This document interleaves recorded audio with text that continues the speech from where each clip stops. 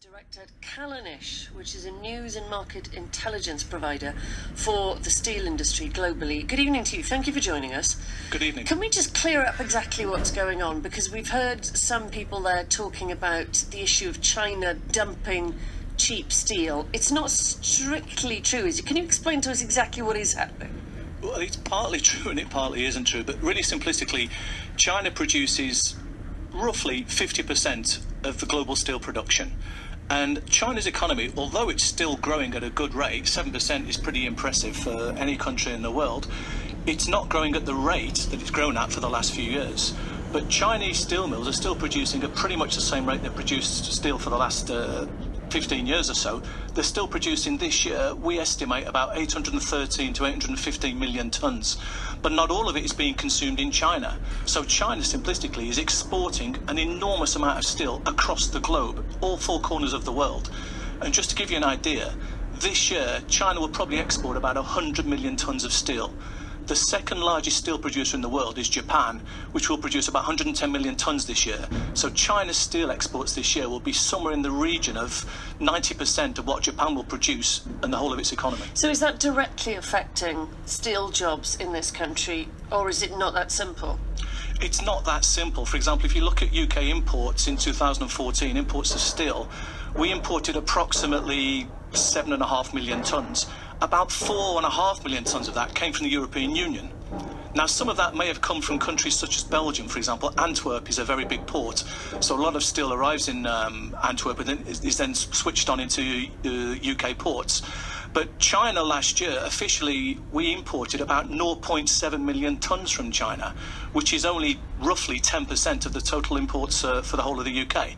So there are other countries which have more impact on the UK than China, but obviously there's a spillover effect. For example, China's exporting to every other region in the world, and a lot of those regions' domestic markets are being impacted by that, and therefore they themselves are exporting more steel, which in turn impacts their export markets. And the UK is at the long end of a chain of exporting markets. Well, we've heard we heard from some steelworkers who've been lobbying MPs, and the Prime Minister's announced today that there'll be financial support to the industry if it's approved, or as soon as it's approved by the European Union. What exactly is that going to mean for steel jobs in this country? It will hopefully give some help, but I think if you listen to the UK Steel Organisation, which is headed by Gareth Stace, they've been doing a very good job at lobbying the interests of the steel industry in the UK to Parliament for a long time now.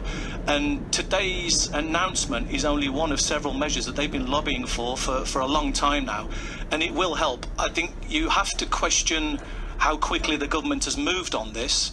And you would also say that, as one of the interviewees said in your interviews a few minutes ago, it is a little bit the 11th hour at the moment. The UK, as one of the steelworkers said, we still produce good quality steel in the UK, and that is the best form of protection to any form of imports that we're receiving here.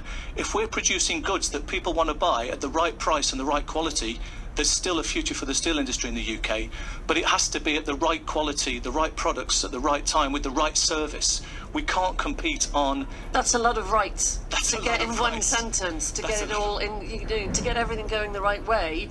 That's a tall order. It is, but as your interviewee said, we do have a long and proud tradition of making steel in this country. What we can't do is produce real, simple, relatively low value added products in this country. So lower quality.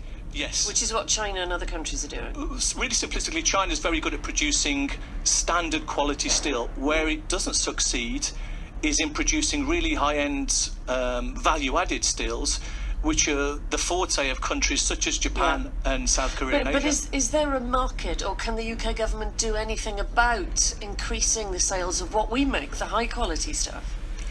We're competing in a global industry, and we're competing in the UK against global competitors, and we're competing in Europe against global competitors.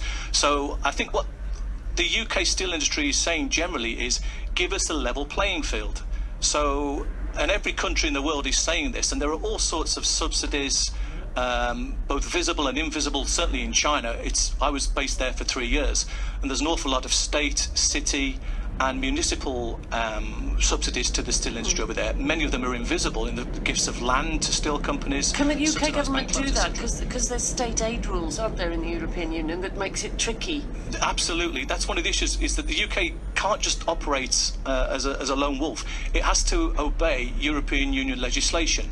But I think we wrote in one of our editorials a few weeks ago that you would see a stark contrast between the speed at which the Italian government has intervened to help companies such as Ilva, and that the UK has, the speed at which the UK government has operated. But ultimately, they are obliged to obey European law.